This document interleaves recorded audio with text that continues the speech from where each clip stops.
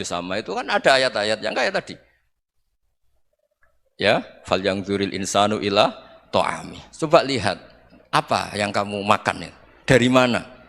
Dan untuk mempertahankan hidup kamu keseharian. Jadi jangan kira ibadah itu harus membentuk komunitas yang versi Anda.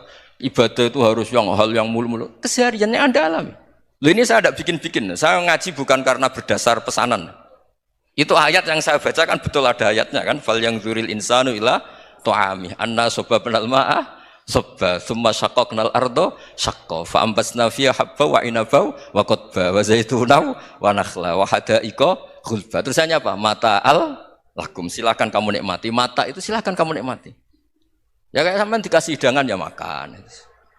Ya sudah makan, habis makan ya minum, habis itu ngantuk ya tidur. Ya sudah normal-normal saja. Kayak apa indahnya Islam? Tapi Anda mencari Islam yang gimana lagi? Nah itu yang diajarkan guru-guru kita, diajarkan sanad kita sampai Wali Songo, sampai Rasulullah SAW. Bahwa pada akhirnya ada jihad, ada perang. Itu dulu memang perang, bukan membunuh. Beda. Dulu kita dijajah Belanda ya perang, dan itu normal karena kita dijajah. Jadi ketika orang lain ingin baik sama kita, wa in ahadum minal musyrikin astajaroka ya fajirhu hatta yasma'a kalam Allah. Kalau mereka ingin baik ya kita baik. Makanya ada istilah mustakman, mu'ahad. Kalau mereka ingin damai, berdampingan dengan kemajmukan, ya itu yang lebih baik. Karena memang Islam menghormati proses perdamaian. Wa in janahu nawa lissalmi ya fajnah lah. Kalau ingin damai, ya kita harus damai. Jadi, andai kan dulu Belanda datang ke Indonesia kok minta besanan. Gitu. Ya mungkin kita juga senang, karena memperbaiki hidung kan, kalau minta besanan. Gitu. Nah tapi wong jajah dulu itu kan masalah kan? Apa? Masalah kan? Jadi saya mohon jadi apa? Saya tadi minta sama Bapak Kadensus kemarin juga pernah main ke saya. Jangan sering ketemu saya ini sudah uzlah, saya ini sudah mau daftar jadi resi. Saya itu kemarin di muktamar juga agak datang, acara di Jogja juga sudah. Karena memang keluarga saya dulu itu bahasa ya, bapaknya bapak saya itu gak keluar rumah itu puluhan tahun. Memang punya adat uzlah. Ya makanya ngaji saya ngaji aja yang gampang-gampang aja, yang gak orderan, yang gak pesenan ngaji aja dulu yang gampang. Saya ikhlas, yakin betul saya ikhlas. Ikhlas itu menurut saya itu roh. Orang gak ikhlas menurut saya itu orang aneh. Ikhlas itu gampang, sudah saya bilang. Kalau kamu yakin ilmu itu milik Allah, ngasihkan juga ikhlas itu milik Allah. Apa sih yang kamu punyai sehingga kamu tidak ikhlas? Uang milik Allah, energi kita milik Allah, bumi milik Allah. Kemudian kamu merasa memiliki. Merasa memiliki itu kalau dalam ilmu tasawuf sudah kesalahan kan. Bagaimana Anda punya? Coba tahu-tahu tanah itu kok milik Anda. Karena saya beli, saya beli dari orang, dari Zaid. Padahal yang asli punya itu Allah. Apa benar kamu pernah beli sama Allah? Zaid ini pemilik nisbi, pemilik yang enggak sebenarnya kan. Ya enggak? Yang benar-benar pemilik itu Allah. Kok kamu ngerasa itu bumi kamu itu atas nama apa coba? Milik kan harus beli atau dikasih. Tidak semua kan? Nah, makanya terus famshu fi manakibiha, dan Allah menyebutnya, sudah saya ini yang menciptakan bumi. Walladzi ja'ala lakumul arda dalulan. Dan Allah menyebutnya sederhana, famshu fi manakibiha, silakan jalan-jalan. Terusannya apa? Wa kulu mirizki, silakan makan-makan. Jadi Islam itu ya makanya kiai-kiai itu ada acara makan, sampai ada guyonan fikuli makanin makan di setiap tempat ya makan. Nggih ngoten guys, pokoknya sing gampang-gampang mawon nggih. Nggih Mas Sufyan nggih sing gampang-gampang mawon nggih. Assalamualaikum warahmatullahi wabarakatuh. Nah, yang saya ingin tanyakan, bagaimana kita memupuk konsep persaudaraan tanpa memandang kepentingan duniawi. Bismillahirrahmanirrahim. Ya yang rileks saja ya. Saya pernah ketemu orang yang pakaiannya itu enggak, mungkin kalau orang syariat bilang enggak syar'i lah. Pakai pakaian yang tidak syar'i. Tapi dia muslimah, dia ke masjid. Saya ditanya sama seseorang, Gus kok sama orang gitu mau bertemu gitu.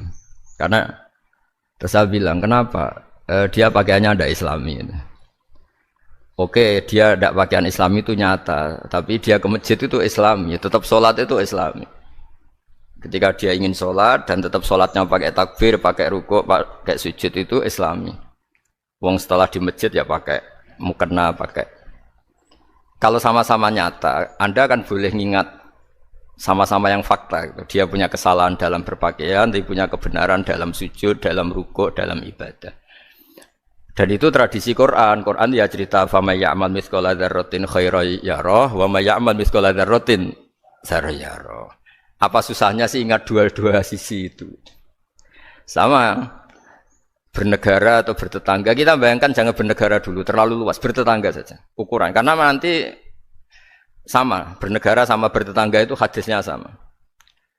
Kita di kampung itu ya ada masjid, dan orang-orang yang nggak sholat juga nyumbang masjid. Bahkan ada yang nyumbang masjid banyak terus tidak sholat, karena keramik saya sudah sholat katanya. Saya pernah ketemu orang model gitu itu ya ada. Jadi, tapi ada juga yang sholat terus tapi nggak pernah nyumbang masjid. Ya orang banyak. Intinya itu Allah itu punya tradisi, punya sunnatullah. Kebaikan ya dihitung, kejelekan juga dihitung. Dulu ketika Rasulullah SAW hidup bersama komunitas yang majmu', itu sebetulnya permintaannya Nabi jangan halangi kami saat mau beribadah. Dulu sampai perang karena mereka menghalangi. Sebenarnya problem mereka wa yasudduna an sabilillah, menghalangi. Sebenarnya kalau dulu saling toleransi ya enggak ada masalah.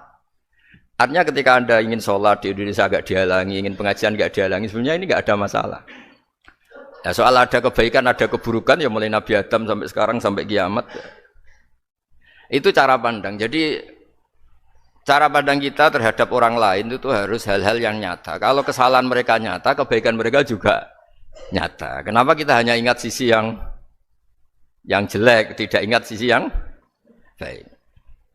Saya sering cerita ke santri-santri saya, setiap saya pengajian diundang orang di mana-mana itu saya mesti istighfar. Karena nggak ada pilihan. Saat saya datang ke pengajian di Sulawesi misalnya, saya tinggal ngaji di sini. Saat saya ngaji di sini, ninggal undangan yang di sana. Hidup itu tidak banyak pilihan, meninggalkan kebaikan, melakukan kebaikan. Artinya gini, dalam kebaikan saja ada kebaikan yang ditinggalkan. Apalagi dalam kejelekan. Makanya di sini ada pepatah terkenal dalam ilmu tasawuf itu. Wastighfaruna yahtaju ilal istighfar. Saat Anda baik saja butuh istighfar. Bapak saya kalau guyon gini, Mas Sofyan. Ada imam istiqomah jadi imam masjid sampai tua sampai batuk-batuk. Itu bagus istiqomah. Tapi itu masalah kata Bapak.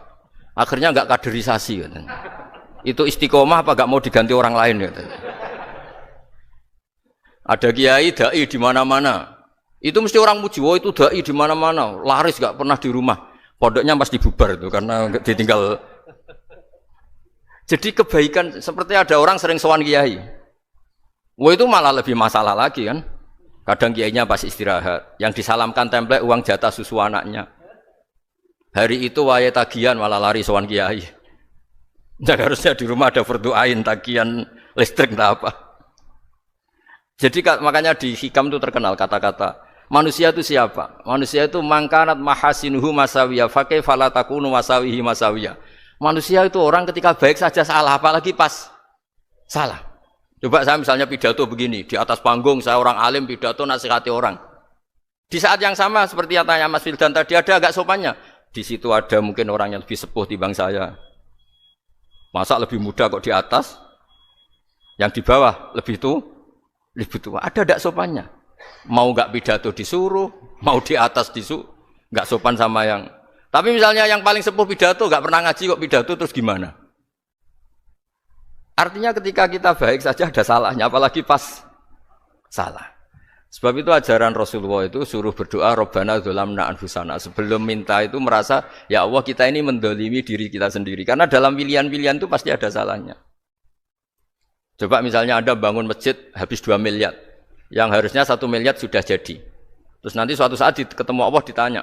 Itu ada orang miskin, fakir miskin, yatim. Andai kan kamu sumbang 1 miliar itu sejahtera semua. Gara-gara kamu bangun masjid terlalu mewah. Ya tapi kadang-kadang orang kebaikannya itu orientasinya bangun masjid, gak tertarik nyumbang fakir. Saat itu cara berpikir gitu mau apa? Tapi kalau dia kumo luhur manusia terbaik karena bangun masjid 2 miliar, coba diaudit secara kepentingan syar'i. Penting mana dengan ngasih makan fakir miskin? Penting mana dengan menikahkan janda misalnya? Penting mana dengan pendidikan? Apa artinya masjid mewah orang nggak tahu halal haram, nggak tahu najis, nggak tahu cara sesuci, nggak tahu cara adzan yang benar? Terus penting mana untuk beli kitab sama dipakai masjid? Apa artinya beli kitab apa tapi nggak makan? Penting mana makan sama beli kitab? Ada auditnya. Makanya manusia itu ketika baik pun disuruh istighfar, apalagi ketika salah. Nah, dengan perasaan seperti itu, kebencian pada orang lain luluh karena potensi baik pada orang lain ternyata tinggi. Dan potensi salah ke kita juga tinggi. Nah, dilatih gitu. Jadi di Ihya itu ada kitab tawadhu. Kitab tawadhu itu dilatih, ketemu orang tua. Huwa aksaru ibadatan. Dia mesti ibadahnya lebih banyak karena lebih tua timbang saya. Pasti sholatnya lebih lama timbang saya. Ketika Anda sudah tua melihat anak-anak, huwa aqallu minni maksiatan. Mesti maksiatnya tidak banyak karena masih kecil. Terus ketika melihat orang fasik maksiat, la'alla wa yatubu alaih fa inna wa tawwabur rahim. Mungkin Allah memberi tobat, bisa saja. Umar itu ingin bunuh Nabi, tapi Allah memberi tobat. Yang sowan kiai saja tidak mesti dapat tobat. Umar ingin bunuh Nabi, tapi Allah memberi tobat. Akhirnya ya tobat jadi Islam yang baik. Dalam sejarah Wali Songo, Kalijogo sowan Sunan Bonang itu ingin garong. Tapi malah jadi muridnya jadi wali. Kalau Allah sudah menghendaki tidak ada ya. Perang Uhud orang Islam kalah itu karena panglimanya siapa? Khalid bin Walid. Tapi dia malah yang dapat hidayah. Nah, sama orang yang sekarang Anda benci bisa saja Allah merencanakan ada apa? Hidayah di situ. Dan kita yang merasa benar jangan saja ada rencana Allah bikin kita su'ul khotimah, na'udzubillah min dzalik, kan tidak pernah tahu. Nah, dari tidak pernah tahu itu orang diusahakan tawadhu. Wa ma adri ma yuf'alu bi wala bikum, kita tidak pernah tahu. Makanya meskipun saya ini kiai terus kata orang banyak itu ketok, kalau istighfar ya nangis betul ya. Cuma kan nggak perlu di depan umum. Nanti ada penampilan kan ribet kan nanti. Sudah nangis nggak ikhlas, nggak mutu. Ya gitu ya.